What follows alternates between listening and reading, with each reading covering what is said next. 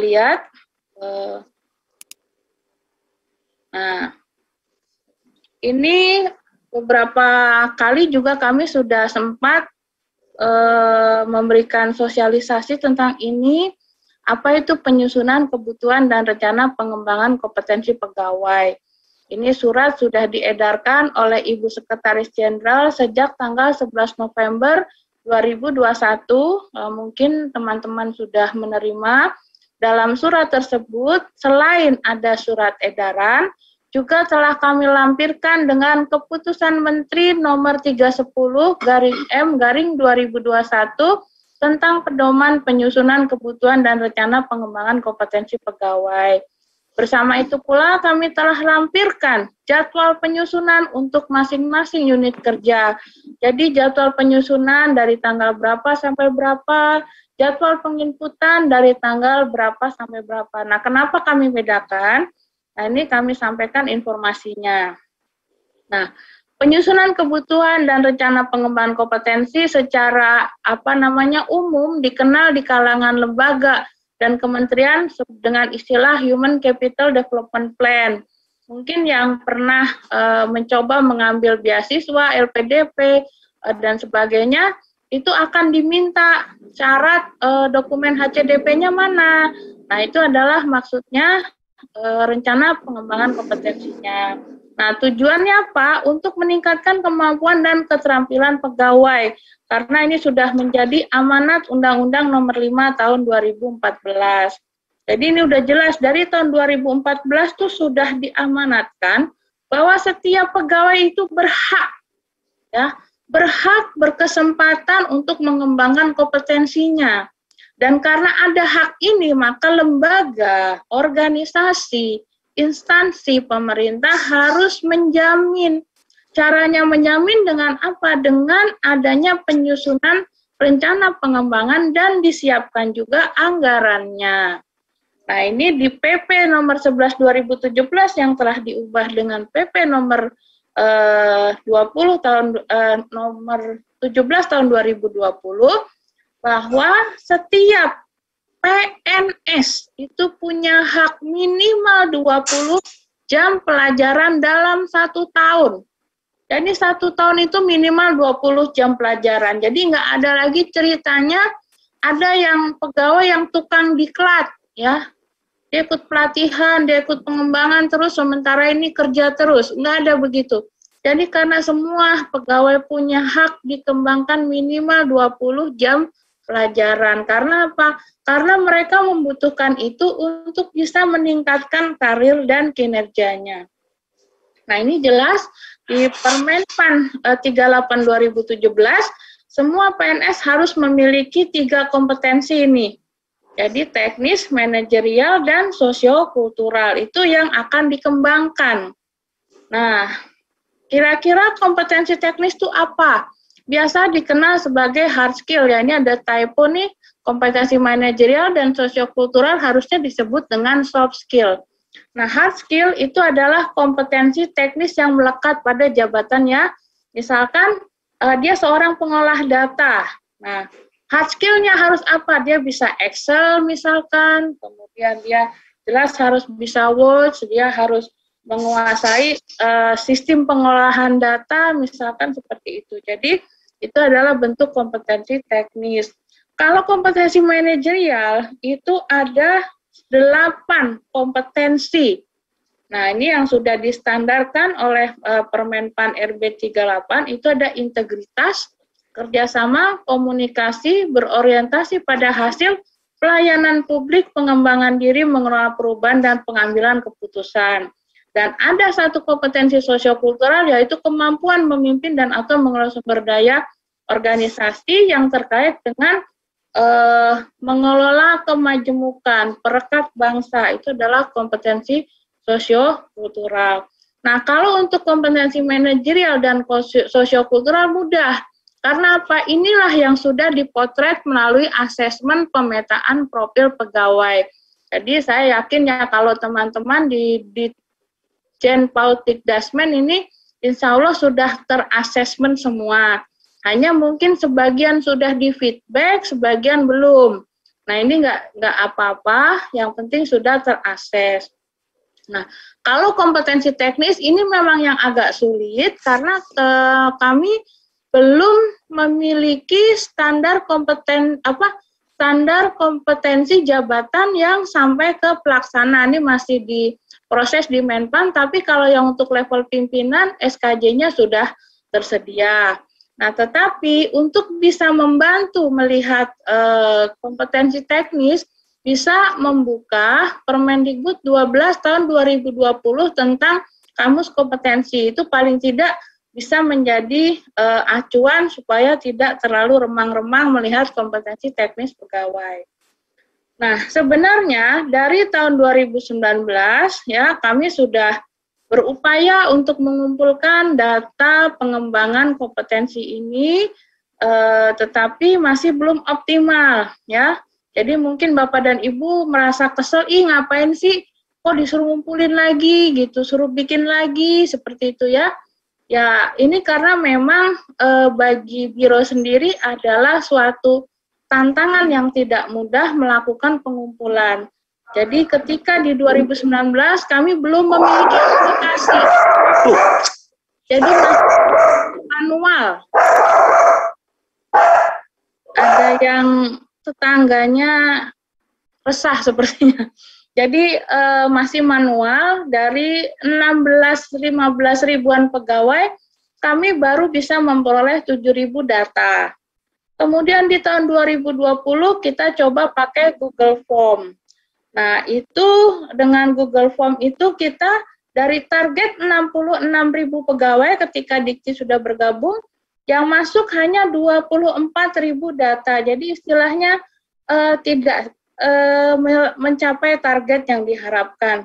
Di tahun 2021, awalnya tadi kita akan mempersiapkan proses pengumpulan data di bulan Juli, hanya saja karena aplikasinya belum belum cukup siap, kemudian organisasi juga masih mengalami turbulens, masuknya riset dan sebagainya, hingga kami tunda sampai bulan November ini. Nah, apa sih manfaatnya bagi organisasi? Ya sebenarnya jelas karena ini kewajiban bagi seluruh kementerian lembaga nanti melaporkan ke lembaga administrasi negara, sehingga pemerintah memiliki data, sekian banyak ASN-nya itu rencana pengembangannya seperti ini. Prioritasnya segini gitu, anggaran yang dibutuhkan sekian, sehingga secara nasional pemerintah bisa memprediksi kebutuhan anggaran dan kebutuhan pengembangan kompetensi ASN-nya seperti itu. Nah, kemudian manfaat jelas, jadi dia mau ikut pelatihan apa saja, mau ikut jenis pengembangan apa saja, itu sudah lebih jelas dan dikontrol juga oleh pimpinan dan dirinya sendiri, jadi lebih terkelola dengan baik. Nah, ini kalau kita pengen lihat, sebenarnya asal muasalnya kita bisa menyusun tuh dari mana sih? Tentunya karena tujuannya adalah juga untuk bisa meningkatkan kinerja organisasi, kita harus berangkat dari rencana strategis, visi dan misi organisasi. Itu jelas turun ke proses bisnis. Proses bisnis itu dicerminkan dalam struktur peta jabatan yang ada sekarang. Nah, dari jabatan-jabatan yang ada, itu tentunya kan punya standar kompetensi jabatan. Ya, secara ideal tuh ada standarnya. Nah, dengan kompetensi pegawai yang saat ini memegang jabatan itu, belum tentu sudah pas atau sudah sesuai. Misalkan ada jabatan analis kebijakan seperti saya baru ditempatkan karena penyetaraan. Nah, apakah sebenarnya saya itu sudah cukup cocok menduduki jabatan analis kebijakan? Belum tentu. Nah, itulah harus dilihat apakah ada kesenjangan. Nah, ketika diketemukan ada kesenjangan, maka saya harus dibuatkan rencana pengembangan kompetensi sehingga nantinya saya bisa cocok menduduki jabatan analis kebijakan. Seperti itu contohnya. Nah, ini adalah tahapan-tahapan untuk kita agar bisa ya melakukan pengisian data rencana kebutuhan dan pengembangan kompetensi. Ini ada 5 tahap. Pertama, pra-penyusunan. Jadi di pra-penyusunan ini, setiap pimpinan satuan kerja, ya, jadi dari Pautikdaksmen, pimpinannya, paling tidak kita harapkan dari Sesdikjennya itu sudah mengidentifikasi kompetensi apa saja yang sangat dibutuhkan di Pautikdaksmen. Pekerjaannya harus berbasis pekerjaannya apa. Sekarang tanggung jawab terbesarnya apa di Pautikdaksmen? Ya, memastikan kualitas pembelajaran, peningkatan misalkan layanan pembelajaran apa itu didata, dari situ dibutuhkan kompetensi apa aja nih supaya kinerja Pautikdaksmen itu bisa optimal. Nah, dibuat dulu daftarnya. Nah, daftar ini nanti menjadi pegangan bagi seluruh pegawai ketika akan menyusun rencana kebutuhannya. Seperti itu. Jadi setelah disusun itu nanti harus disebarkan ke seluruh satuan kerja sampai ke bawah.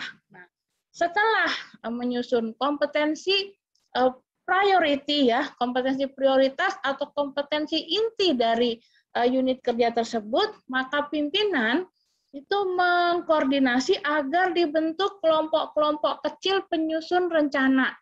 Jadi kalau misalkan memungkinkan, ya, dibuat kelompok-kelompok yang paling banyak terdiri dari 10 orang pegawai dan diketuai oleh paling tidak dia berpengalaman pernah menjadi ex-pengawas atau ex-administrator. Nah, ini akan memimpin proses penyusunan. Nah, setelah dibuat kelompok-kelompok itu, tapi bisa juga nih kami sarankan ya, kelompoknya dibuat kalau memang adanya pokja di sana per pokja, itu lebih enak lagi gitu. Nah, jadi nanti silakan dibuat kelompoknya nanti dengan para pemimpin kelompoknya itu melakukan dialog penyiapan penyusunan rencana kebutuhan. Nah, oke, baik, ini saya kehilangan gambar. Oke. Jadi setelah dibuat kelompok-kelompoknya, dimulailah proses yang disebut dengan inventarisasi. Nah, apakah yang dimaksud dengan inventarisasi? Inventarisasi adalah proses dialog, ya, untuk melihat hasil asesmen, hasil penilaian kinerja, kemudian hasil atau analisis atau melakukan dialog analisis kesenjangan kompetensi teknis. Jadi contohnya begini, misalkan ini Chandra, ya, kemudian Chandra ini adalah salah satu anggota kelompok yang dipimpin Pak Marten. Oke, Chandra dilihat, oh Chandra udah asesmen belum? Sudah. Dilihat hasil asesmennya ada rekomendasi. Oh, untuk jabatan Chandra ini dari rekomendasi asesmen harus meningkatkan kemampuan komunikasi. Oke, catat dulu. Nah, berarti butuh pengembangan, peningkatan kemampuan komunikasi. Terus dilihat, ya, hasil penilaian kinerja gimana? Oh, Chandra penilaian kinerjanya dilihat dari ya 5 tahun terakhir ternyata cukup bagus, ya, naik terus nilainya. Oh, berarti sini sudah cukup baik, tetapi bisa ditingkatkan apa gitu. Kenapa kenaikannya tidak signifikan? Atau dalam keseharian, dalam mengelola kerja, lelet enggak gitu. Nanti dilihat, kayaknya kamu perlu di coaching deh, supaya semangat kamu naik gitu. Nanti saya jelaskan bedanya coaching dan mentoring. Catat dulu coaching. Terus dilihat lagi, wah, sebagai analis kebijakan kamu kayaknya belum ikut diklat fungsional analis ya? Belum, Pak. Catat lagi. Terus kemudian kira-kira dalam pelaksanaan tugas keseharian kamu hambatannya apa? Mungkin si Pak Marten juga tahu. Kayaknya kamu ini deh, analis kebijakan kan harus bikin telaah staf. Kamu jarang bikin tuh. Gimana hambatannya? Oh, saya sebenarnya nggak paham, Pak. Bikin telahan staf gimana gitu. Nah, itu ternyata diselidiki bisa di diklat fungsional. Ya berarti sudah tadi. Atau apalagi, kayaknya kamu sebagai analis kebijakan harus banyak membaca literatur deh, terutama literatur asing. Ah, berarti peningkatan kemampuan bahasa Inggris, catat begitu kan. Dicatat dulu, ditulis dalam form rencana pengembangan individu, itu di Kemen ada, nanti dilihat. Nah, setelah ditulis di form rencana pengembangan individu, nanti Pak Martin melihat lagi tuh, kan anggotanya ada 10 tadi ya Pak Limayar, lihat lagi, oh ya semua tadi sudah sesuai yang kami diskusikan bersama. Nah, sudah, lalu dikumpulkan semuanya, divalidasi atau ditandatangani oleh pimpinan unit kerja. Memang secara ideal, ini kami harapkan bisa ditandatangani atau divalidasi oleh Sesditjen, ya. Tetapi karena kita melihat begitu banyaknya pegawai, ya untuk Sesditjen itu ya yang di pusat saja ditandatangani Sesditjen. Tapi yang untuk UPT di daerah bisa ditandatangani oleh kepala UPT-nya masing-masing. Seperti itu. Nah, kalau sudah ditandatangani, ya tanda tangannya juga bisa scan atau bisa secara virtual, jadi tidak harus tanda tangan basah ya. Jadi formnya itu juga bisa dibuat secara digital saja. Jadi di-input, nah, nanti ditandatangan digital, nah dikembalikan lagi secara digital kepada pegawai, nanti ketika membuka aplikasi HCDP itu di-upload ke sana.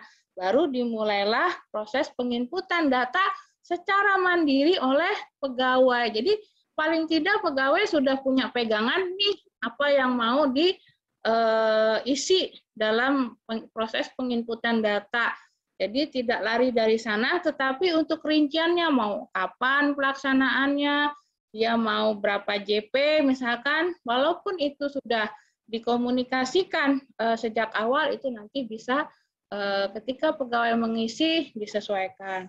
Nah, bagaimana caranya supaya kita bisa mengontrol bahwa pegawai menginput? Nah, tentunya kembali lagi kalau bisa ya dikoordinir lagi. Jadi inputnya juga rame-rame karena dari Biro SDM juga sudah menentukan jadwal masing-masing unit kebagiannya tanggal berapa sampai tanggal berapa proses input. Jadi bisa ya nanti rame-rame. Oke, kalau sudah selesai nanti dari unit kerja menyampaikan laporan kepada Biro SDM lewat PA saja nggak apa-apa, bahwa misalkan Pak Ditdasmen sudah menyelesaikan penginputan untuk seluruh pegawai. Nah, nanti kami dari Biro SDM tentunya akan mengecek seperti itu ke dalam aplikasi karena adminnya adalah di kami. Seperti itu.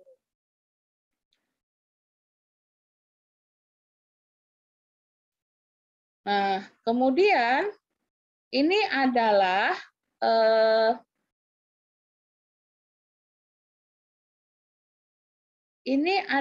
strategi pengembangan kompetensi pola konversi.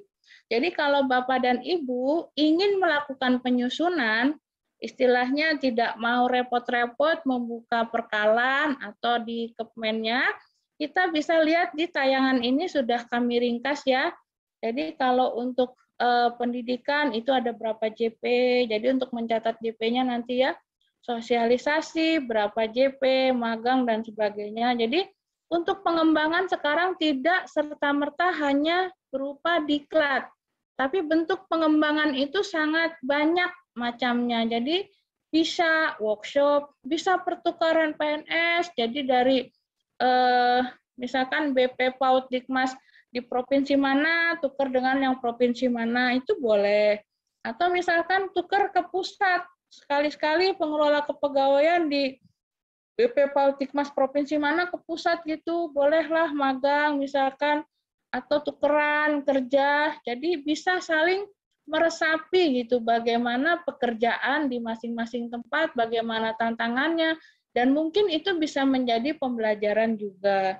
Pelatihan jarak jauh juga boleh, misalkan ada penguatan kapasitas untuk pengelolaan satuan pendidikan, misalkan, wah kita mau belajar dari pakar yang di Singapura, nggak apa-apa, jadi bisa jarak jauh itu juga boleh. Jadi berbagai bentuk pengembangan sekarang sudah bermacam-macam pilihannya.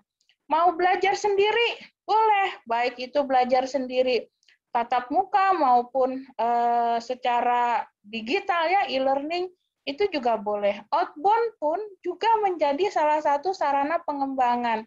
Nah, kalau kami sarankan ya, outbound itu sekarang misalkan, wah, kalau dilihat dari tantangan politik Dasmen nih kayaknya rata-rata pegawainya tuh kurang, misalkan kurang memiliki kemampuan komunikasi, misalkan. Pinter-pinter sih, tapi kalau sudah mau menyampaikan apa istilahnya, dia punya informasi masih kurang.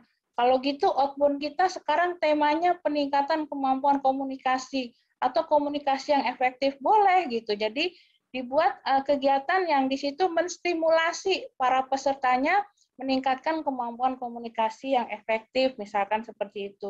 Itu juga boleh dan ada JP yang bisa diakui.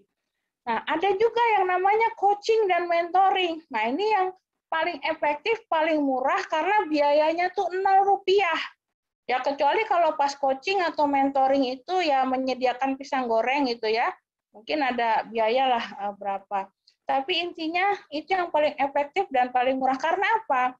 Coaching dan mentoring ini adalah pengembangan kompetensi berupa apa namanya hubungan sosial. Jadi antara atasan bawahan atau pegawai senior kepada pegawai junior atau pegawai yang pakar dengan yang masih belajar. Contohnya begini, misalkan ketua Pokja dengan anggota Pokja di bawahnya. Ya biasanya ketua Pokja kan ya entah dipilih dari ex pengawas atau administrator ya, atau yang lebih berpengalaman. Dia melihat nih salah satu pegawai itu sebenarnya pinter gitu, tapi kok kalau melaksanakan pekerjaan itu sering telat dari deadline gitu ya. Masalahnya di mana? Nah, itu bisa dilakukan pendekatan dengan coaching. Karena coaching itu adalah cara menstimulasi orang agar dia bisa menemukan pemecahan permasalahan. Jadi ketika melakukan coaching kita bukan ngajarin, tapi bertanya.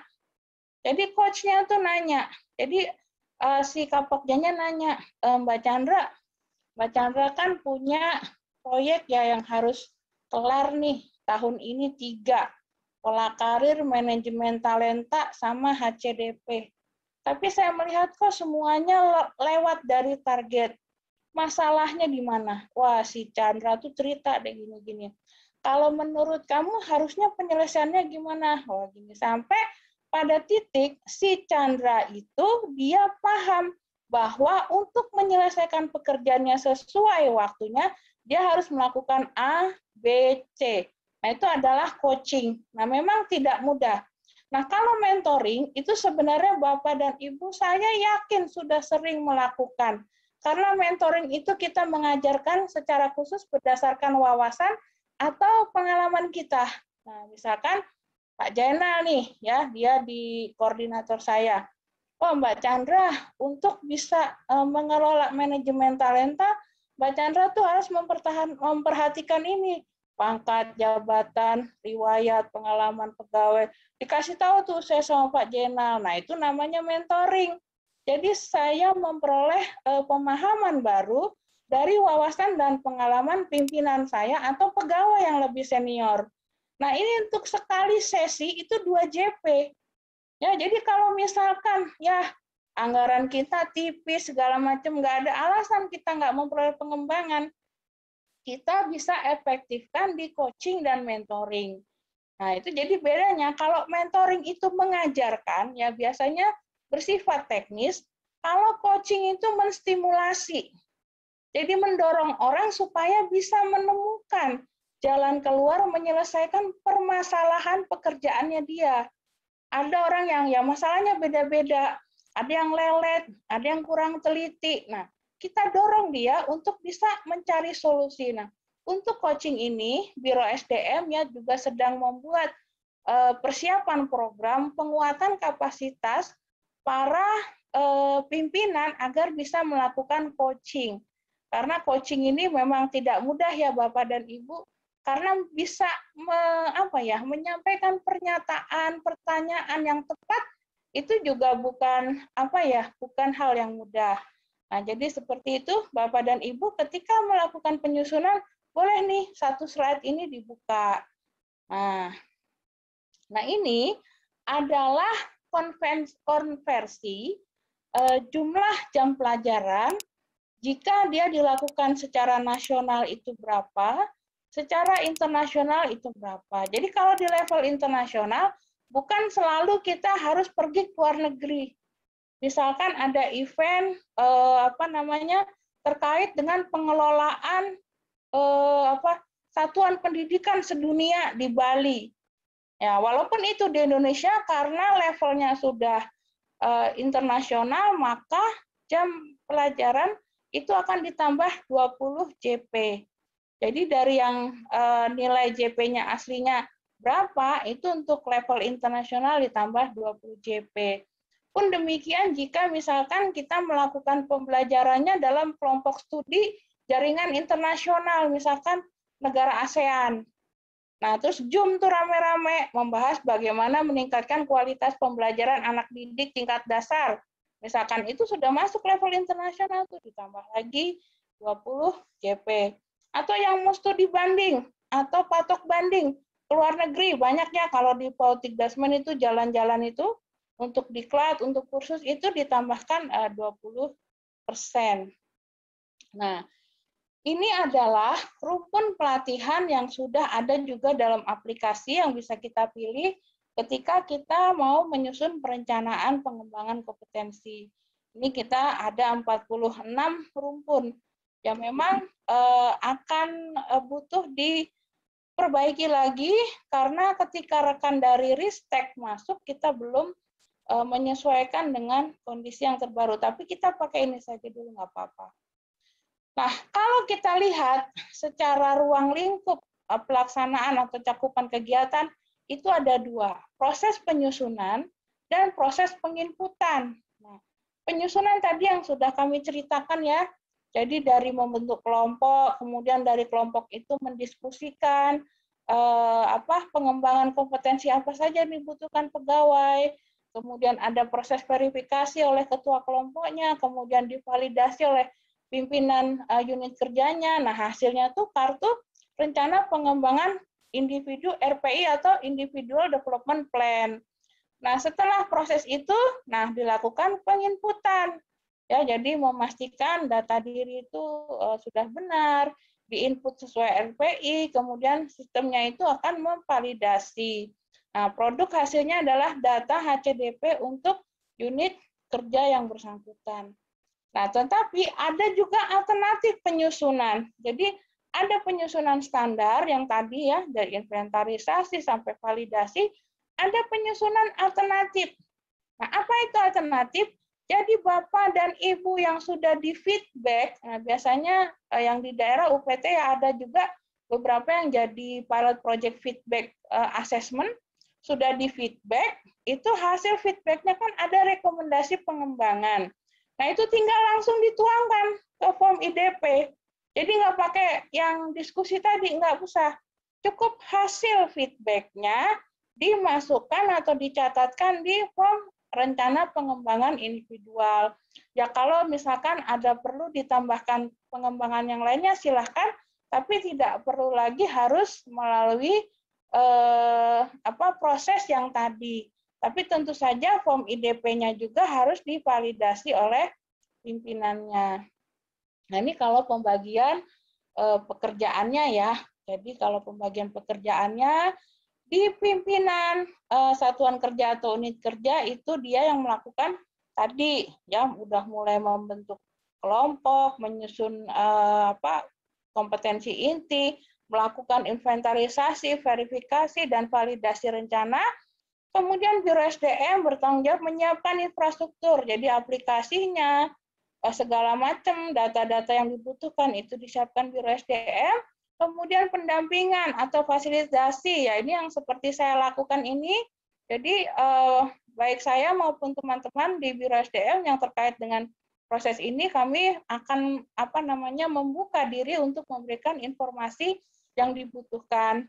Kemudian setelah data semua masuk, kamilah yang melakukan pengolahan data tersebut. Nah, sementara untuk para pengelola kepegawaian di setiap satker tentunya memberikan dukungan ya. Jadi mulai misalkan memfasilitasi kelompoknya dikumpulkan, memfasilitasi ya kayak tadi ya, di sini teman-teman difasilitasi dikumpulkan itu adalah dari pengelola kepegawaian yang melakukan prosesnya.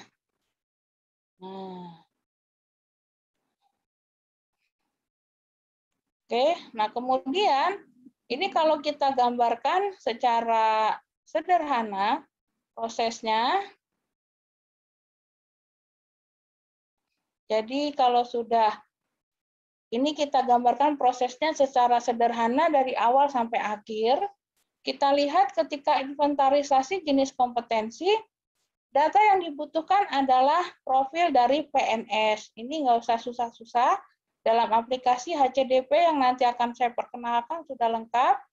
Hasil asesmen pegawai, ya, yang kalau sudah di asesmen, hasil analisis gap kompetensi. Nah, ini sebenarnya keluar atau muncul ketika dilaksanakan dialog atau kalau kita sudah memiliki standar kompetensi jabatan. Kemudian data hasil analisis gap kinerja yang tadi saya ceritakan. Oh, hasil penilaian kinerja Chandra itu gimana sih, naik turun atau naik gitu kan.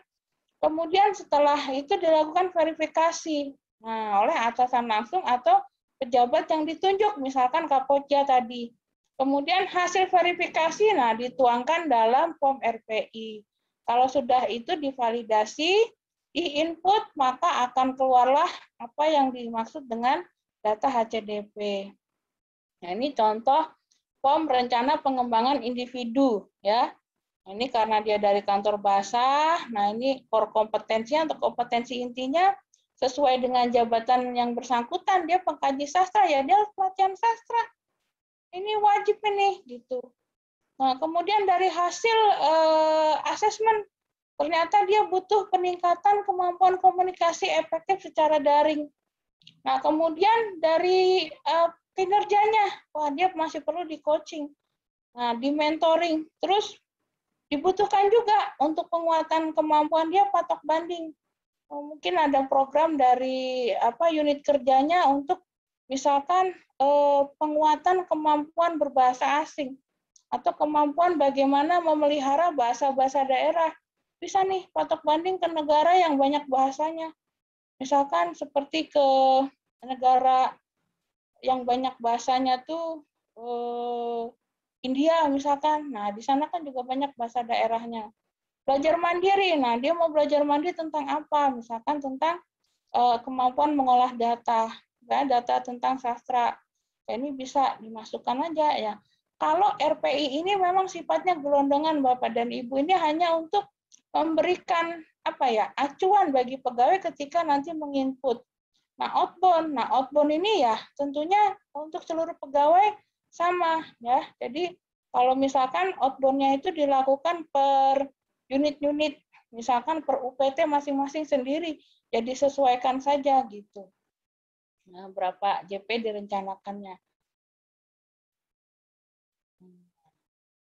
Jadi, nah ini kalau sudah demikian, nanti pada akhirnya dalam aplikasi kami akan keluar seperti ini.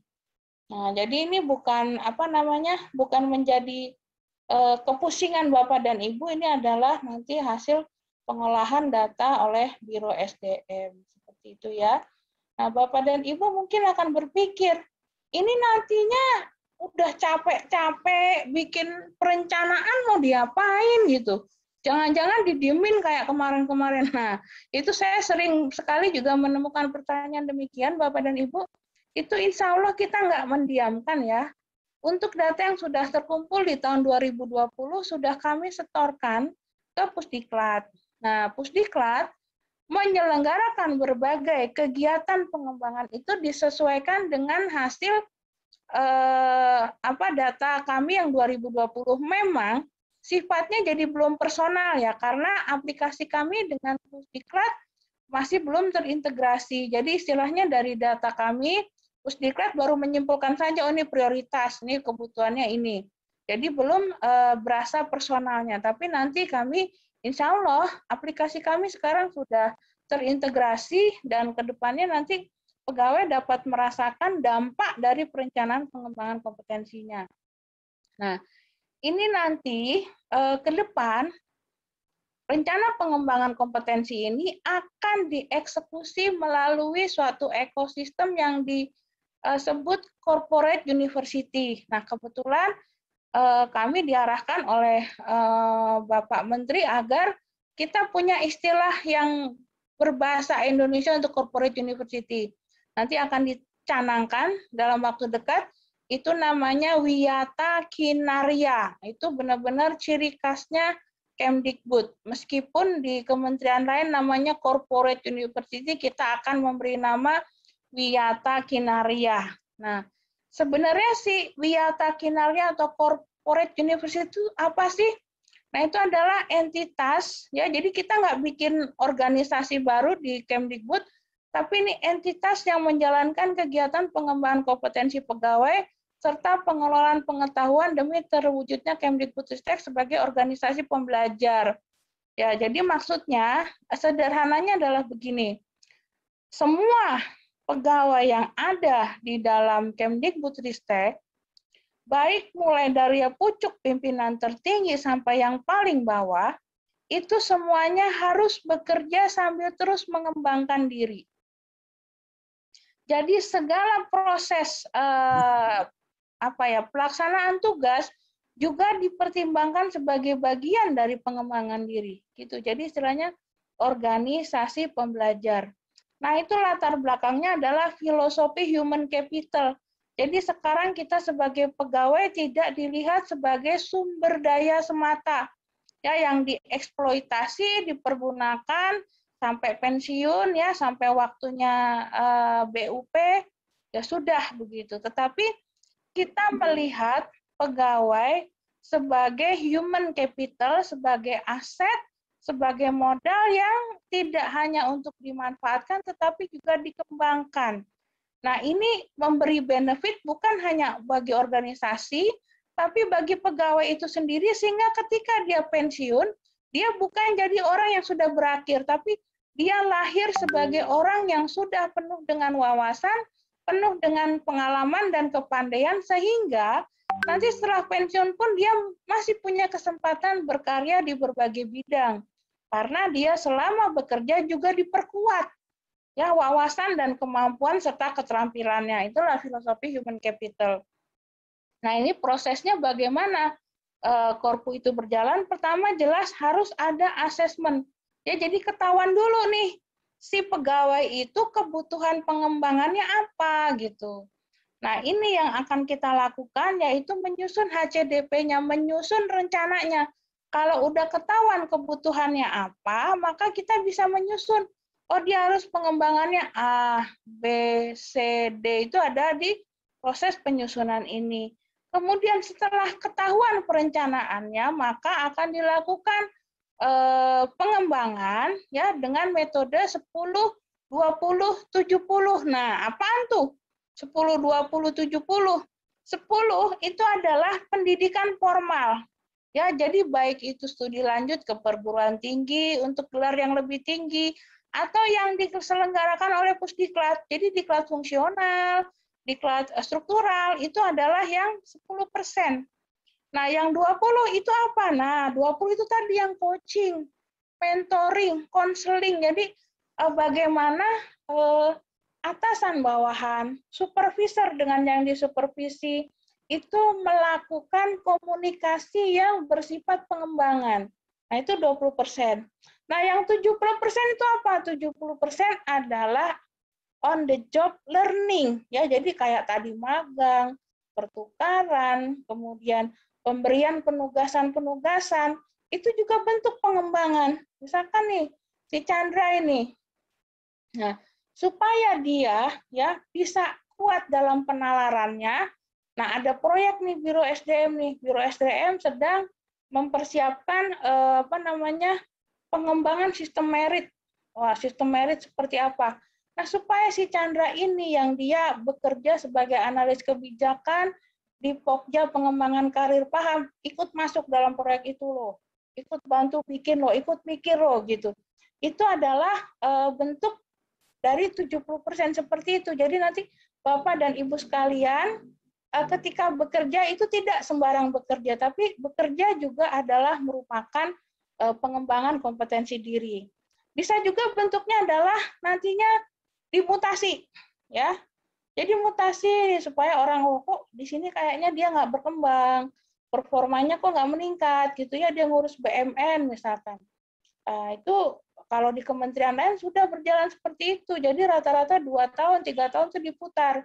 Nah, pindah ini dari BMN misalkan ke pengelolaan manajemen SDM. Wah, ternyata bagus di situ. Ternyata memang bakatnya dia adalah berhubungan dengan orang, bukan dengan barang. Itu bisa jadi seperti itu. Jadi akhirnya pada at the end of the day gitu ya, pada akhirnya orang itu dia punya kemampuan mengelola barang, kemampuan mengelola orang gitu. Jadi semakin kaya. Nah, itu adalah bentuk yang 70%. Nah, ya, kemudian ini desain korpunya ya, nanti ada target pesertanya, semua pegawai tentunya, kontennya ya sesuai dengan Permenpan 38, metodenya macam-macam, tata kelolanya nanti Kapus Diklat yang akan menjadi semacam kepala sekolah, kemudian Kapus Datin sebagai penanggung jawab untuk penyediaan sistem IT-nya, kemudian dekannya adalah JPT Madialini, ya, kemudian ada mentor, ada coach, ada pengajar, dan sebagainya. Infrastrukturnya didukung dengan rencana pengembangan kompetensi ya, yang akan kita susun, kemudian ada teknologi informasi, ada manajemen kinerja, ada manajemen talenta, manajemen pengetahuan, dan sistem manajemen pembelajaran. Nah, ini kalau kita lihat ekosistem korpus secara luas ya, jadi mulai dari bagaimana mengidentifikasi kebutuhan pengembangan kompetensi, sampai kepada pelaksanaan dan didukung 4 pilar manajemen pengetahuan. Jadi semua bentuk informasi pengetahuan ya yang berjalan dari proses pembelajaran itu akan disimpan dan akan bisa diakses oleh pegawai untuk belajar terus, belajar lagi. Manajemen kinerja ya, tentu penilaian kinerja kita selama ini bagaimana, kemudian sistem manajemen pembelajaran yaitu tadi cara-caranya.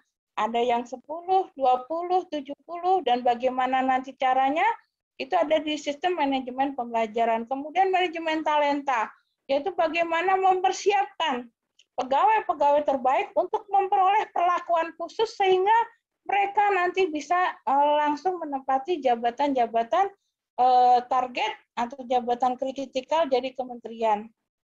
Nah, ini struktur bayangan ya, artinya dia bukan kita membuat struktur baru, tetapi memperkuat, memperluas fungsi dari struktur yang ada ya. Jadi kalau di sini Mendikbudristek itu kita bayangkan sebagai rektornya ya, dengan para eselon 1 ini bagi rektor, kemudian ses dari ses utama itu sebagai para dekan, ya.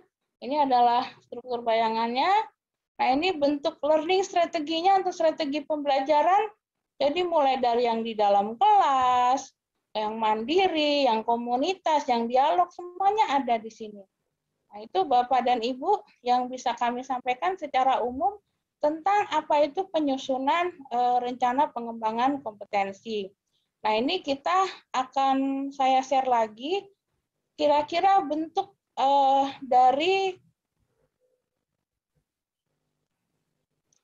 dari apa namanya,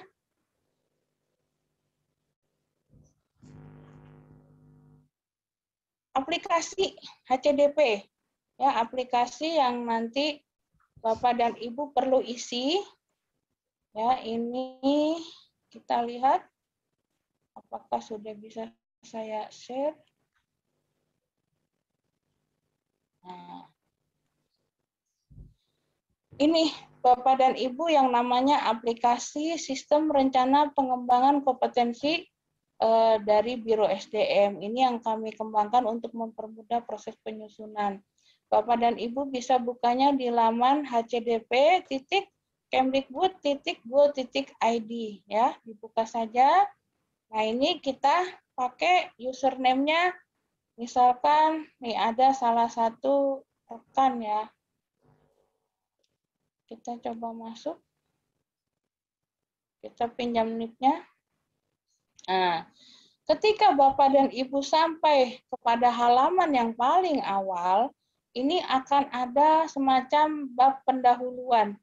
Jadi di sini pengarahan tentang apa itu HCDP, nah, kemudian bagaimana proses pengisiannya, apa saja yang perlu diperhatikan, ini ada di halaman awal. Nah, kami juga menyertakan dengan video Bapak dan Ibu. Nanti boleh dicoba, ditonton videonya. Ini apakah kelihatan? Kelihatan, Bu. Ya, sudah, Pak.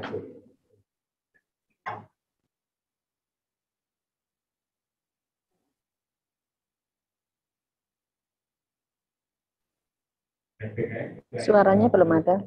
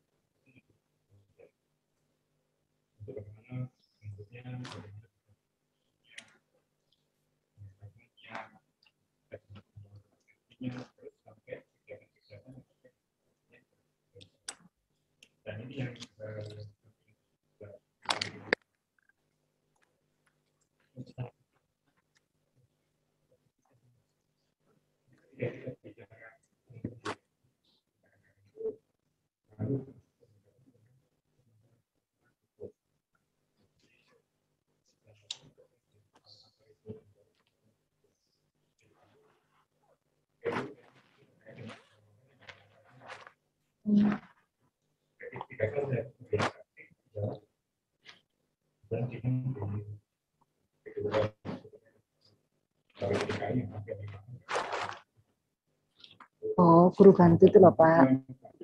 Kan semua guru bantu sudah diangkat, DKI nggak mau karena DKI kan guru bantu itu saya masih di BPG ya 2003 kan, 2005 2003. Nah DKI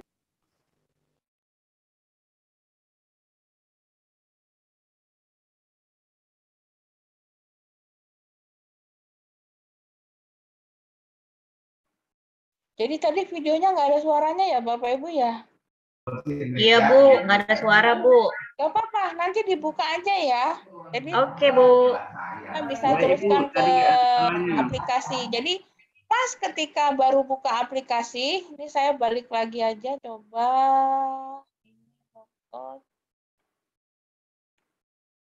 Jadi pas ketika kita baru buka aplikasi, nanti ya, kita masukkan lagi.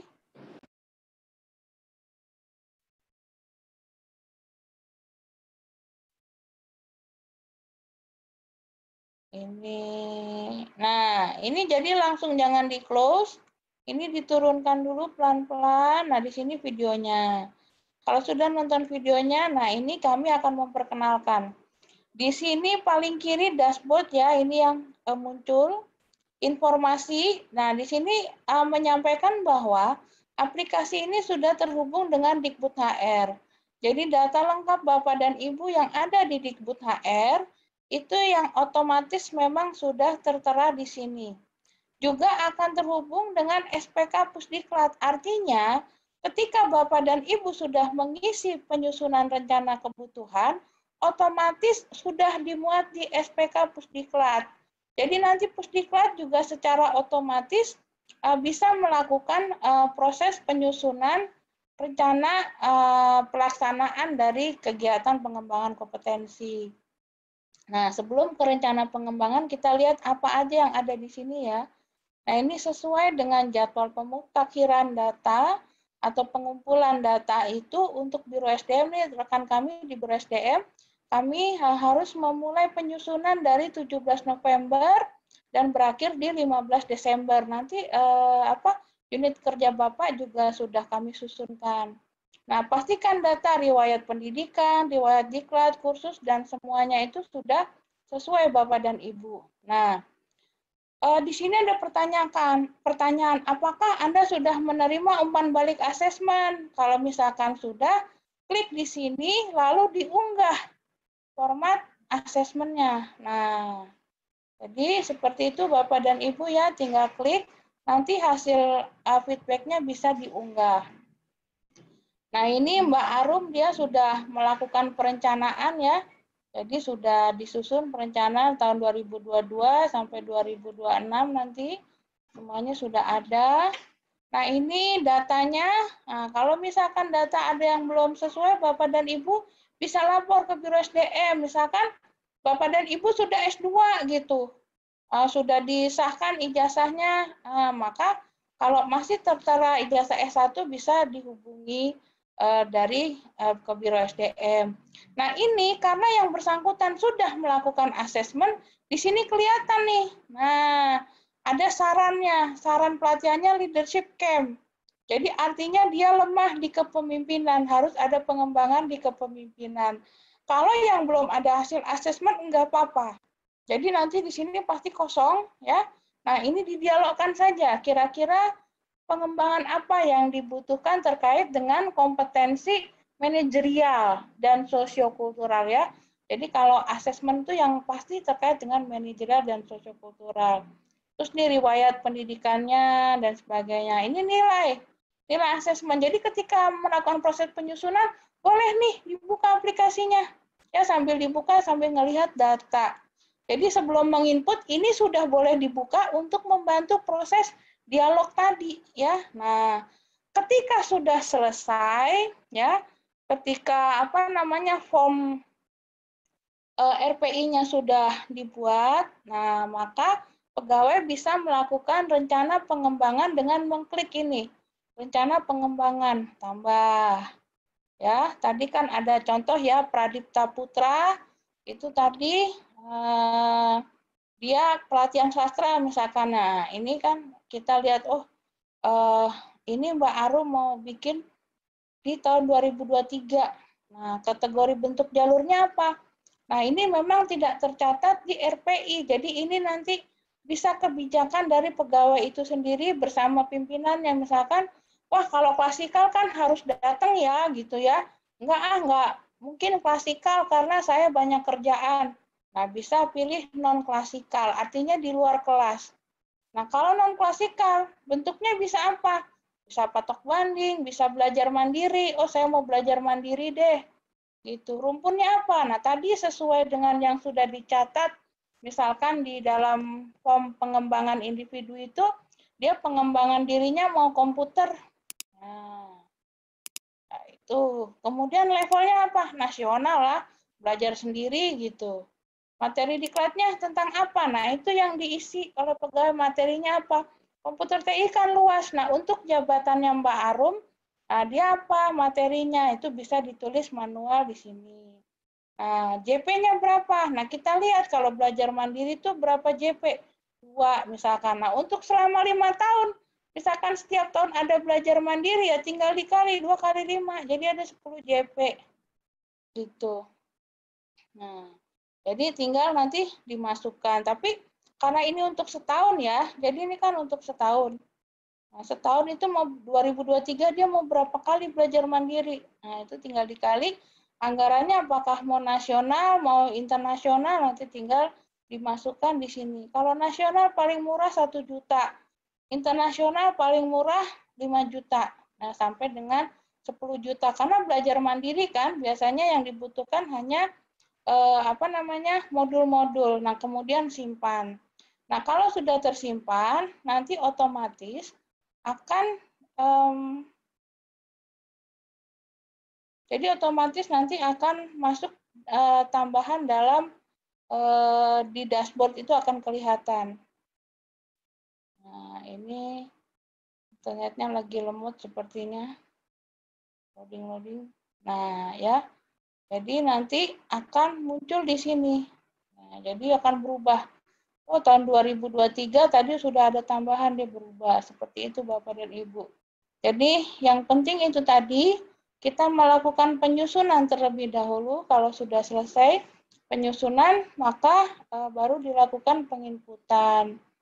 Nah, itu kurang lebihnya.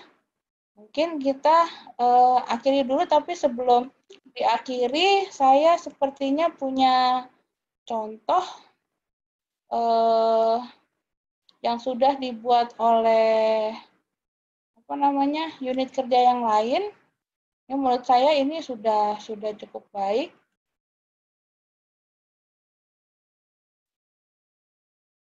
Ini mau saya buka dulu, nanti kita share di sini. Saya stop share yang ini, kita akan share yang ini. Jadi ini ada rekan dari salah satu kantor bahasa. Mereka sudah mencoba membuat. Ya.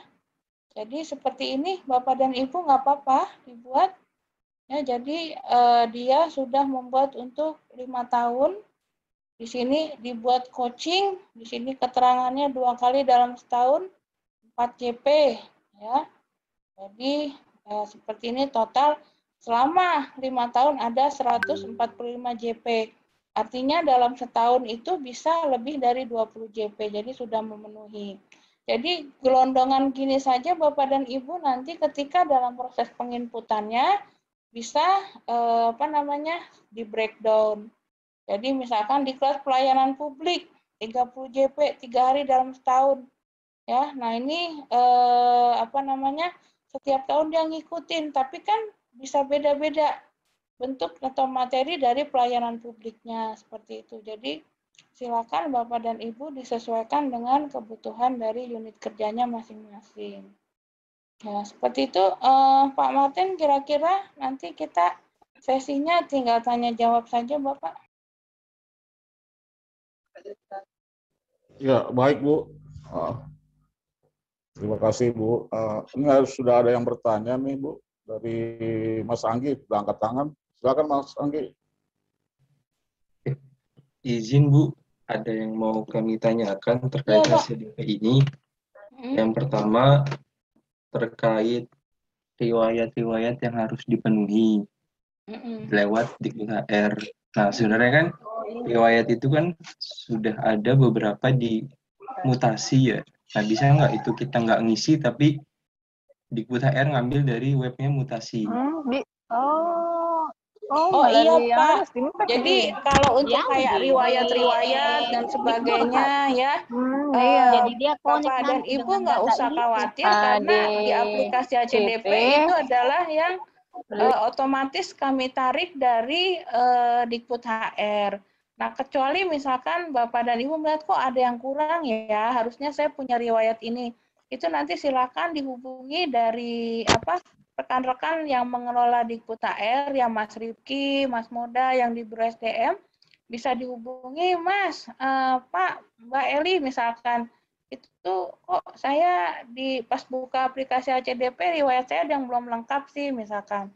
Nah, itu bisa diinfokan. Tetapi kalau kita buka nanti mas-mas, bapak-bapak, ibu-ibu boleh coba buka ya. Jadi password username adalah NIP ya. Passwordnya itu sama dengan password mau masuk ke Dikbud HR, yaitu data dengan D besar titik 12345. Jadi coba dilihat, diuprek-uprek, silakan boleh dilihat di situ supaya lebih familiar. Kalau ada yang ternyata NIP-nya nggak bisa, itu nggak apa-apa, lapor saja ke saya. Nanti saya tanyakan kepada IT-nya ada masalah apa. Nah, tetapi nanti Bapak dan Ibu menginputnya kalau sudah punya form RPI yang tadi baru saya share dari kantor bahasa itu ya. Nah, itu bisa menjadi contoh, atau yang ada di tayangan saya, nanti tayangan saya juga saya share ya ke sini supaya bisa diakses oleh teman-teman. Begitu nih, saya sambil nge-share deh. Jadi, sama yang kedua itu kan terkait riwayat, sama terkait riwayat diklat. Sebenarnya kan gini, di beberapa eselon 1 itu kayak GTK, Pautik, Dasikman itu sama Dikti kan sudah punya aplikasi Simpak sendiri. Nah, sebenarnya riwayat diklat kursus itu sudah lengkap sudah ada gitu sebenarnya di kami riwayatnya bisa nggak itu kan ini ada permintaan untuk input riwayat di Dikbud HR, bisa nggak kami integrasi aja tanpa harus input? Soalnya kan sebenarnya kami sudah pernah mengajukan integrasi data, terutama untuk yang data riwayat gitu, biar nanti teman-teman UPT ini nggak terlalu ribet input ulang lagi gitu. Kan sebenarnya terlalu banyak harus input ulang. Oh, ini yang bukan HCDP ya? Ini yang pemutakiran data ya, Mas, yang ditanya? Iya, tadi kan di tembus ini kan pemuktahiran data itu kan input dari HCDP kan, karena tadi kan Ibu bilang ada riwayat-riwayatnya harus dipastikan dulu. Tadi saya lupa ada slide yang terakhir itu. Iya, Nah, ya, maksudnya ini yang berangkat dari masalah iya. pemutakiran data ya? Iya. Oke, jadi gini Mas, itu memang di luar domain saya, tapi sepanjang yang secara kebijakan ya Pak, harusnya pengelolaan data itu memang satu pintu. Ya, jadi idealnya itu semua data harusnya di Dikbud HR semua. Tapi ternyata ini saya juga baru tahu ya, karena saya bukan tapi ternyata ada pengelolaan data lain, simpak mandiri istilahnya ya. Sebenarnya kan kalau mau ini sejarahnya kan panjang ya Bu. Kenapa akhirnya eselon 1 lain tuh punya simpak masing-masing? Sebenarnya kan panjang ke belakang gitu. Nah, sebenarnya kalau nggak perlu diurai lagi sih, intinya adalah enggak, saya nggak mau ngurai. Artinya begini, saya mungkin bisa melaporkan, tapi mungkin kalau satuan kerja juga bisa mempush supaya gitu ini supaya ini jadi satu aja, karena ternyata di simpaknya masing-masing malah lebih lengkap begitu ya. Tetapi karena ini ada kebutuhan mendesak yang kita diminta secara nasional, mungkin Bapak dan Ibu kami mohon untuk membantu dulu mengisi yang di di Dikbud HR yang awal-awal slide pertama ya, tentang data kursus dan pelatihan tadi, mohon dibantu dulu, tetapi ke depannya ya nanti saya juga laporkan, kita bisa sarankan agar yang simpak mandiri itu bisa terintegrasikan, karena Bapak dan Ibu ini penting, sebab untuk nanti terwujudnya corporate university, data itu harus satu pintu gitu, harus terintegrasi. Makanya saya kebetulan agak kaget, oh ternyata ada simpak mandiri gitu. Itu saya wow juga nih. ya nggak apa-apa nanti ya kalau kami sebagai perwakilan dari Biro SDM minta bantuan kesediaan Bapak dan Ibu menginput dulu yang di Dikbud HR untuk 2 tahun terakhir aja. Jadi bukan yang panjang, yang dulu-dulu, tetapi yang 2 tahun terakhir saja untuk diklat struktural, fungsional maupun kursus. Ya, yang tadi kita masuknya lewat Dikbud HR. Nah, terlepas dari masalah yang HCDP, ya itu nanti kami komunikasikan pada pimpinan bahwa ini ternyata masih ada data-data yang tersebar begitu. Nah, kalau untuk HCDP, nggak apa-apa kalau misalkan riwayat yang di situ belum lengkap, karena kan sebenarnya yang jadi pokok kami adalah jangan sampai kursusnya itu double, tapi kalau teman-teman sudah tahu datanya sendiri bahwa oh kursus ini saya sudah pernah, jadi ke depannya saya enggak, itu jadi bisa dikelola sendiri begitu, Pak. Nah, ini tadi kan hal-hal yang dapat mendukung HCDP-nya. Nah, sekarang saya mau nyentuh ke HCDP-nya sendiri. Sebenarnya kan kami itu sudah berapa tahun ya, kami lupa. Pokoknya kami sudah beberapa kali itu membuat rencana kebutuhan HCDP dan itu sudah berlangsung beberapa kali gitu. Kami mengumpulkan itu ke Biro SDM yang sudah disusun 5 tahun ke depan lagi itu kami lupa. Pokoknya sudah sesuai dengan format Excel itu. Nah, apakah bisa itu jadi data awalan gitu. Jadi teman-teman itu ketika masuk ke aplikasi HCDP itu sudah ada gambaran nih. Oh, kami sudah pernah diusulkan untuk melakukan pelatihan ini. Karena kan itu kan berdasarkan usulan yang gitu kami nggak salah 3 tahun berturut-turut deh ngasih data itu gitu. Nah, jadi ketika nanti teman-teman pegawai masuk, jadi tinggal mengubah aja kalau memang ada diklat yang mau dirubah gitu. Tapi seenggaknya sudah ada data awalan yang sudah kami setorkan lagi itu gitu dengan format Excel. Gitu.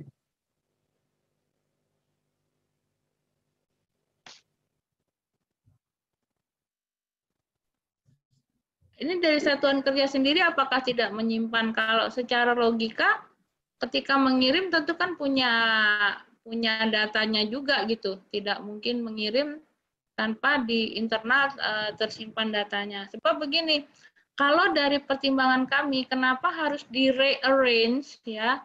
Kenapa harus kemudian menyusun kembali ya? Ini kemarin itu datanya sudah dipakai oleh Pusdiklat.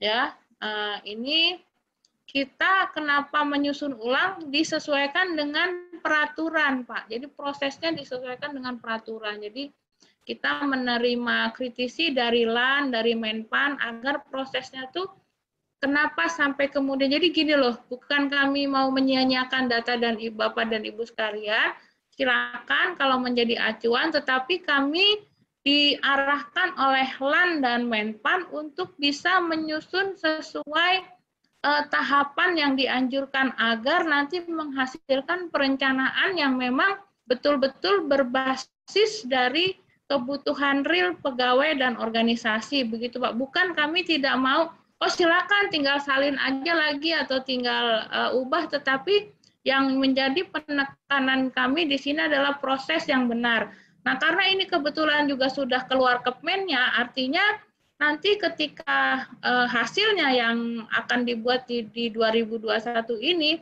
itu sudah paten. Jadi, kalau nanti yang kami lakukan adalah setiap tahun Bapak dan Ibu boleh mengadendum. Jadi, kalau yang sudah dibuat, kalau yang merasa perlu merubah, setiap awal tahun kami akan memberikan waktu untuk adendum. Misalkan ada yang sudah merencanakan 2023 studi lanjut tetapi hamil.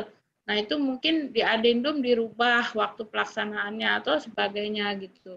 Jadi Bapak bukan kami nggak mau menggunakan, silakan saja kalau teman-teman masih memegang datanya untuk jadi bahan pertimbangan, tetapi kami tidak disarankan lagi istilahnya itu sudah menjadi database, tetapi ini kembali lagi yang kami maksudkan adalah agar betul-betul nanti perencanaannya sesuai dihasilkan dari tahapan yang sesuai peraturan perundang-undangan begitu Bapak. Berarti kalau nanti adendum prosesnya sama ya, kayak ada buat apa namanya tuh kesepakatan antara itu ya, apa kartu kesepakatan antara si pegawai dengan pimpinan terkait rencana ini dia diupload ulang lagi atau gimana? Ya, jadi kalau adendum itu nanti form RPI-nya dirubah. Jadi form RPI-nya dibuat yang baru lagi, ya. Jadi yang mau diubah yang bagian mana begitu. Nah, baru nanti diinput karena memang kuncinya itu di form RPI. Nanti sebagai kendali Biro SDM maupun kendali Pusdiklat itu di form RPI-nya begitu, Pak. Jadi karena kalau untuk kita belum, nanti ke depan tentu akan kami siapkan aplikasi yang lebih canggih ya sehingga kita bisa mengontrol sampai ke detail. Tapi karena sekarang belum, sementara kita kendalinya di kartu RPI. Makasih Pak. Oh, Sudah Pak Martin. oke, makasih. Ya cepetan dong makanya. Bos coba. Ya. Ini Bu, ada beberapa pertanyaan dari chat ini Bu. Saya bacakan ya. Ya Pak. Ya. Dari Marulin Kristanto, FMP Kalteng. Izin bertanya Bu, kalau sertifikat webinar, seminar, workshop di Dikbud HR, inputnya di mana? Iya, jadi tadi yang kami screen share itu Pak, yang di Dikbud HR, di pas bagian pendidikan. Atau boleh saya saya coba lagi yang share di Dikbud HR ya Pak ya, sebentar ya. Iya. Dikbud HR.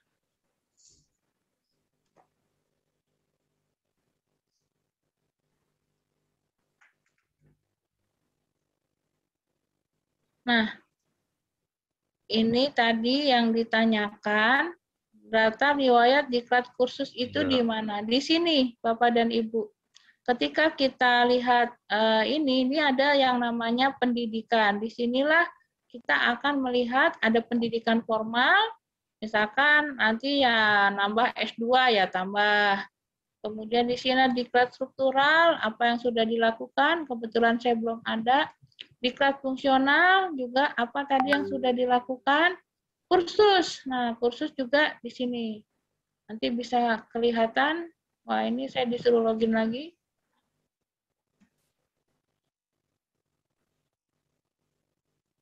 Ya, jadi Bapak dan Ibu lihat di pendidikan, ya formal, ada struktural, kita tinggal buka tambah, kita input, ya kalau misalkan sudah, ya kita simpan, diklat fungsional juga gitu, kita klik tambah. Nah, ini sudah. Kemudian ada kursus, ya kita klik tambah, kita akan lihat di mana kita memilih kursus. Tadi ada instansi, kemudian ada institusi. Jadi kalau instansi itu besarannya ya misalkan BKN. BKN institusinya apa? Misalkan Pusdiklat BKN gitu. Atau LAN misalkan Pusdiklat kebijakan atau apa gitu namanya. Jadi itu pembedaannya. Nah, kalau tadi pertanyaan yang berikutnya adalah apakah 2 tahun terakhir? Iya, 2 tahun yang terakhir aja yang di-input. Kemudian pertanyaan ketiga tadi apa Pak? Yang kedua itu ini Bu, ada pertanyaan lagi. Yang kedua itu pengisian riwayat diklat struktural, diklat fungsional serta riwayat kursus, workshop, coaching pegawai selama 2 tahun saja. Oke. Iya, 2 tahun ya. Terus kalau sertifikat kadang tidak pakai nomor sertifikat, diisi apa? Ya boleh diisi slash aja Pak. Diisi slash atau ya boleh 1, 2, 3, 4, 5 nggak apa-apa. Yang penting informasi serta upload sertifikatnya. Terus kemudian ada ikut webinar dari Biro SDM dan Webinar, dapat sertifikat. Diisi di diklat atau di kursus. Nah, itu ada di kursus Bapak dan Ibu masuknya. Karena di kursus itu akan ada pilihan-pilihan ya. Di antaranya ada itu. Nah, kalau diklat bendahara dan diklat PBJ itu gimana Bu? Kalau kita cari di menu itu tidak ada. Nah, itu tadi seperti saya contohkan, kalau yang terkait dengan keuangan ya kita pilih ada di menu keuangan atau yang tadi latihan pengembangan kompetensi teknis yang seperti saya contohkan tadi. Nah, karena kan diklat bendahara atau PBJ kan lebih ke arah kompetensi teknis. Nah, kemudian hard skill bisa mengacu pada pelatihan kursus yang ada di syarat jabatan masing-masing. Ya, betul, betul. Kursus yang di syarat jabatan masing-masing jabatan pelaksana itu ya boleh dan bisa lebih luas lagi kalau memang yang secara nyata diklat teknis itu dibutuhkan. Nah, hasil atau bukti coaching dan mentoring itu ada formnya. Jadi kalau coaching dan mentoring nanti dari Biro SDM juga akan mensosialisasikan ada form coaching dan mentoring. Itu nanti kita akan sosialisasikan juga pada hari Selasa nanti untuk bukti coaching dan mentoringnya seperti apa. Jadi sebenarnya nanti juga ada dari tim Pusdiklat yang akan menginformasikan bagaimana ketika Bapak dan Ibu akan melaksanakan coaching dan mentoring. Tahapan apa yang perlu dicatatkan di aplikasinya Pusdiklat. Jadi ini udah di luar HCDP ya. Nah, untuk bukti fisik pelaksanaan pengembangan kompetensi apa saja? Kalau bukti fisik pelaksanaan pengembangan kompetensi, itu kalau yang sifatnya diklat itu biasanya dapat sertifikat. Kalau tidak dapat sertifikat, nah ini nanti Pusdiklat sudah menyiapkan bahwa dilaporkan, ya, jadi ada proses pelaporannya. Saya mengikuti diklat ini undangannya, maka dari Pusdiklat akan mengeluarkan. Jadi bukan semacam sertifikat ya, istilahnya keterangan atau rekognisi. Nah, rekognisi dari Pusdiklat. Nah, kalau untuk standar kompetensi jabatan yang membuat apakah dari satuan kerja? Bukan. SKJ itu dikeluarkan oleh Menpan. Jadi kita sudah mengajukan SKJ ke Menpan.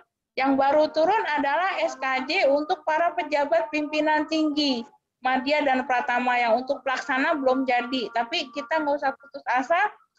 Kalau nggak ada SKJ kita bisa nyontek di uraian uraian tugas atau rincian tugas ya. Jadi kalau nggak ada SKJ kita bisa dilihat di rincian tugas.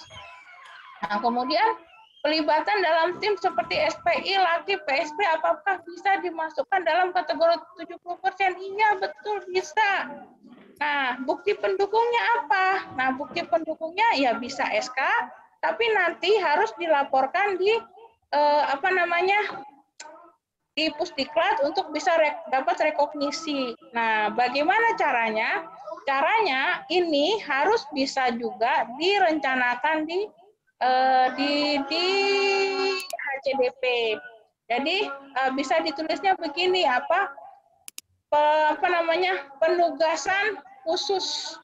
Jadi di dalam rencana HCDP-nya ditulisnya penugasan khusus atau pengayaan pekerjaan, di dalam kurungnya begitu, sehingga nanti ketika bentuknya adalah SPI atau LAKIP atau apa, itu sudah rinciannya. Nah, itu nanti bisa dilaporkan ke dalam rekognisi oleh Pusdiklat. Kemudian aplikasi HCDP yang dapat mengakses setiap pegawai boleh.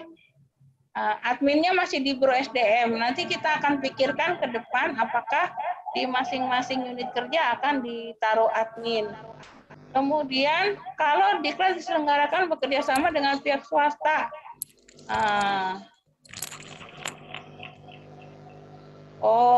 Institusi penyelenggaranya ini kerjasama ya. Tadi saya mencontohkan yang diklat saya itu kerjasama LAN dengan Pusdiklat, ya ditulis dua-duanya nggak apa-apa. Jadi institusinya tuh ya kerjasama. Jadi tadi kan saya tulis contohnya tuh LAN bekerjasama dengan Pusdiklat. Ya penyelenggaranya ya LAN bekerja sama dengan Pusdiklat gitu, nggak apa-apa, boleh kerjasama.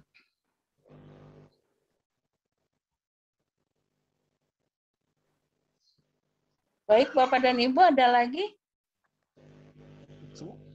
Oke, baik Bapak Ibu, ada pertanyaan lagi? Silakan. Assalamualaikum. Waalaikumsalam Mbak Farah. Ya, Iya, lanjut, Bu Mbak. Dia melanjutkan pertanyaan tadi. Ini kan soalnya di sini ada satu orang PNS yang bisa sampai mendapatkan 3 SK untuk terlibat dalam tim-tim yang ada di sini, Bu.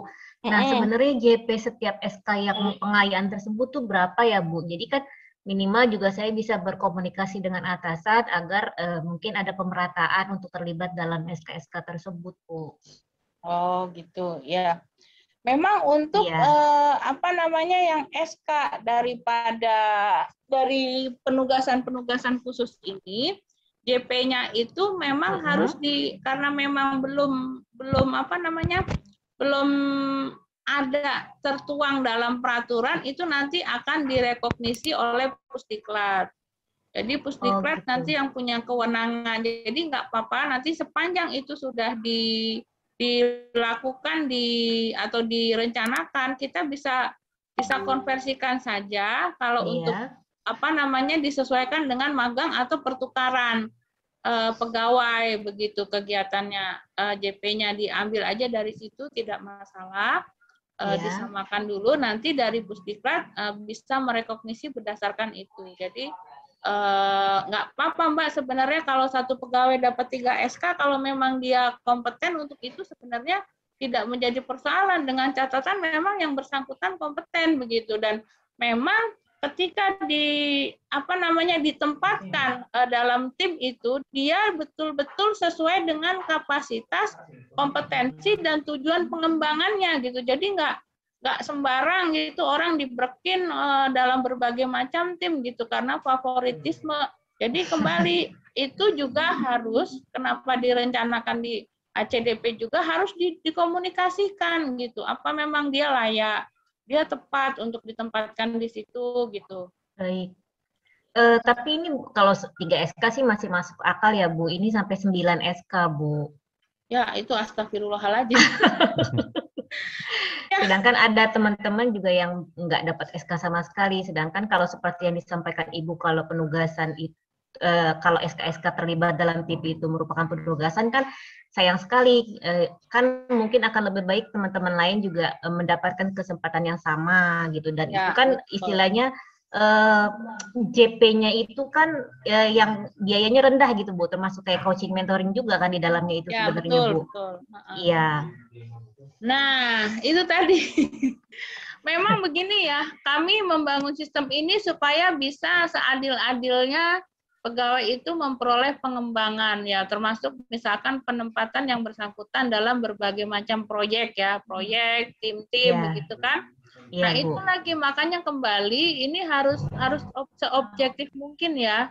Ya kadang-kadang kita nggak bisa memungkiri fakta bahwa pimpinan tuh suka-sukanya gitu. Karena suka udah sama si A gitu, suka style kerjanya atau apapun, semuanya ke si A gitu kan. Nah, sebenarnya ini yang ingin kami kikis, makanya perencanaannya itu dari bawah, artinya dari perpokja-pokja itu gitu. Udah direncanakan nih, misalkan kayak di kantor, kalau di Biro SDM, Mas Heri itu di ruangan itu dia adalah akuntingnya kami, dia juga adalah ahli manajemen risiko, maka ketika ada, wah ini di sini akan ada tim SPI ya, dan tim apalagi yang terkait, maka Mas Heri lah yang kita pilih gitu. Kalau misal ada hal-hal terkait dengan proyek-proyek pengembangan karir, oh itu Mbak Chandra, Mbak Novi. Jadi Mbak, artinya memang kami dorong ke dalam kelompok-kelompok itu supaya disesuaikan dengan kompetensi, riwayat jabatan, pengalaman yang bersangkutan. Jadi nggak sembarangan baik gitu ya. Makanya kami buat sistem seperti ini. Jadi tidak lagi ada kejadian orang begitu banyak memperoleh penugasan khusus tapi tidak rata ke teman-teman yang lain.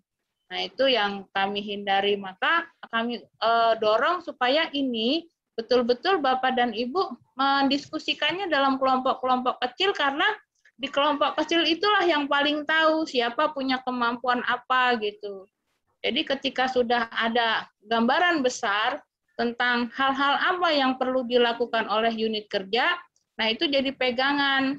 Nah, nanti juga silahkan bisa habis udah pokja-pokja ini selesai, bisa juga tuh saling ketemu ya. Jadi ada forum ketemu lagi supaya bisa mensinkronisasi gitu. Oh ini sudah masuk tim SPI, ini sudah gitu, ini sudah didaftarkan ini gitu. Oh baik, iya Bu. Ya, oke, terima kasih Bu. Assalamualaikum. Salam. Ya Bu, ini ada beberapa pertanyaan dari chat juga nih. Kalau diklat diselenggarakan bekerjasama dengan pihak swasta, jadi diisi apa? Misalnya Ijen kerjasama dengan Jakarta Design School, diselenggarakan diklat pelatihan infografis untuk proyek. Mana yang menjadi institusi penyelenggaranya? Ya Pak, tadi udah saya jawab bahwa seperti yang saya contohkan, boleh Pak ditulis bekerja sama dengan gitu. Jadi misalkan kayak tadi saya LAN bekerja sama dengan Pusdiklat. Nah, LAN-nya itu pas yang institusinya, LAN-nya apa? Pusdiklat LAN dengan Pusdiklat Kemendikbudristek, begitu Pak. Ya baik. Bu, materi ini bisa di-share ya di kolom chat ini nanti. Udah Pak. Bu Chandra, sudah ya materinya? Sudah. Oke, baik. Ya tadi kalau saya nggak salah di menit keberapa ya? Di jam 11.26. Oh ya, 11.27 ya. Oke. Terima kasih Mbak. Ya. Iya Bapak. Bapak Ibu ada yang mau bertanya lagi? Silakan. Ya, kalau tidak ada yang mau bertanya, kita akhiri dulu ya. Ya, Bapak dan Ibu, kalau boleh kami berpesan dicoba dulu saja Bapak dan Ibu, nggak apa-apa. Baik dari Biro SDM, kami juga istilahnya sedang mempelajari ya, mempelajari untuk bisa memfasilitasi dan mengembangkan sistem ini. Nanti di hari Selasa, insya Allah kami akan adakan webinar sehingga seluruh unit kerja yang di Kemdikbudristek bisa mengetahui informasi seluk-beluk tentang penyusunan HCDP ini. Termasuk juga kami akan menghadirkan pejabat dari LAN yang untuk bisa memberikan informasi tentang seberapa urgensinya pengisian rencana ini Bapak dan Ibu sekalian. Kami mohon nanti meskipun yang bisa mengikuti mungkin perwakilan saja via Zoom, nanti silahkan yang mewakili bisa men-share apa-apa yang kami sampaikan. Demikian Bapak dan Ibu, atas kekurangan ya kami mohon maaf yang sebesar-besarnya. Wassalamualaikum warahmatullahi wabarakatuh. Ya. Terima kasih Bu Chandra atas informasinya. Ya, selanjutnya kami kembalikan ke Mbak Laras. Laras. Ya, baik. Terima kasih banyak Ibu Chandra, Pak Martin, terima kasih. Terima kasih juga untuk Bapak dan Ibu. Baik, Bapak dan Ibu, kita break terlebih dahulu untuk istirahat, sholat, dan juga makan siang. Nanti kami harapkan kita berkumpul kembali di ruang virtual ini tepat pukul 13 waktu Indonesia Barat. Nanti akan dibagi breakout room di situ. Jadi pastikan untuk Bapak dan Ibu pukul 13 waktu Indonesia Barat nanti kita kembali di sini. Selamat siang dan selamat beristirahat. Fungsional yang ada di